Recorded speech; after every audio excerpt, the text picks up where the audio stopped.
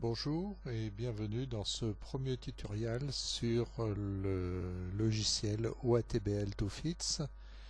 C'est un logiciel qui permet de visualiser les spectres en provenance du système Narval et qui permet des affichages et des analyses.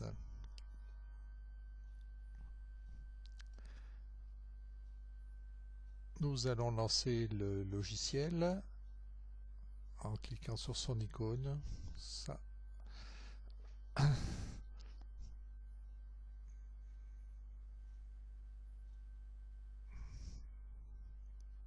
Voilà la fenêtre d'accueil du logiciel. Je vais l'étendre pour que les choses soient plus visibles. La première chose à faire lorsque l'on veut importer un fichier au format Narval pour le transformer au format FITS utilisable avec les logiciels d'amateur, la première chose à faire donc c'est de régler les paramètres. Il faut notamment s'assurer que le logiciel COAD, qui permet d'additionner les différents ordres du spectre fourni par Narval, est déclaré dans le logiciel OATBL2FITS.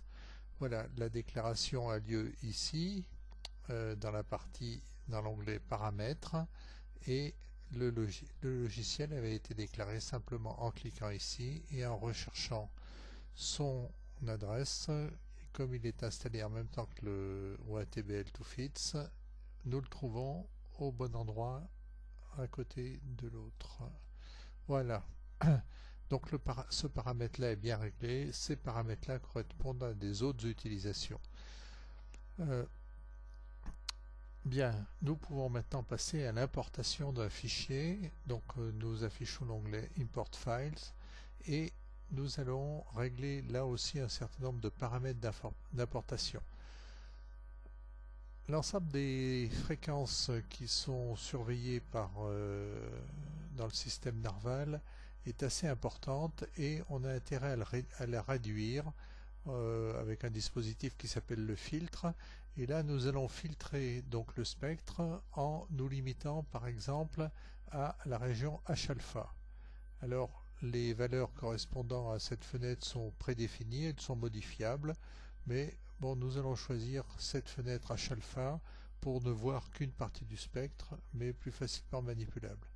Nous allons préciser que nous souhaitons travailler avec ce fichier COAD et nous allons indiquer que nous voulons rééchantillonner le spectre parce que nous allons le stocker dans un fichier FITS. Alors, c'est une nécessité de rééchantillonner pour du FITS. Si l'on utilisait des fichiers data en sortie ou du fichier CSV, on n'aurait pas forcément besoin de rééchantillonner. Mais là, donc, pour aller vers du FITS, on doit rééchantillonner de manière à ce que les intervalles en fréquence soient constants.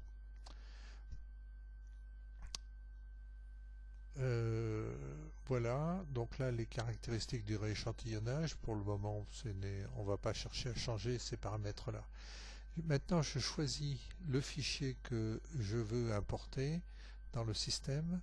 Donc, je vais afficher ici la liste des derniers fichiers reçus et je vous propose de travailler avec le fichier correspondant à l'étoile 5 du triangle que nous avons reçu récemment. Donc, je lance le traitement pour 5 du triangle. Voilà, son nom n'apparaît pas malheureusement, c'est plutôt le chemin, le début du chemin. Et voilà, j'appuie sur départ de la conversion et le fichier va se convertir. Alors la conversion se passe dans une autre fenêtre que je vous mets à l'affichage. Dans cette autre fenêtre, on va voir l'ensemble des traitements qui sont effectués par ce programme COAD d'addition des spectres. Voici quelques éléments statistiques. Donc les longueurs d'onde vont de 3698 angström à 10 480 angström. Voilà, la conversion est déjà en train de se terminer. Donc on transforme d'abord des nanomètres en angstrom et puis on applique le processus de filtration de manière à limiter la taille du fichier de sortie. Quand le fichier FITS est prêt et enregistré sur le disque, il est affiché dans la fenêtre d'affichage. Et vous avez donc là la partie H-alpha du spectre de l'étoile 5 du triangle. Et donc on peut voir que le rapport signal sur bruit est excellent, que les raies sont extrêmement fines. Cette étoile est une des étoiles de la collection des étoiles à haute métallicité que les observateurs du TBL, les observateurs associés du TBL, est en train d'acquérir. Voilà. Donc ce premier tutoriel vous a montré comment on pouvait importer un fichier au format Narval vers un fichier au format FITS gérable par des amateurs. Je vous remercie de votre attention et je vous invite à suivre d'autres tutoriels sur ce logiciel ou ATBL2FITS.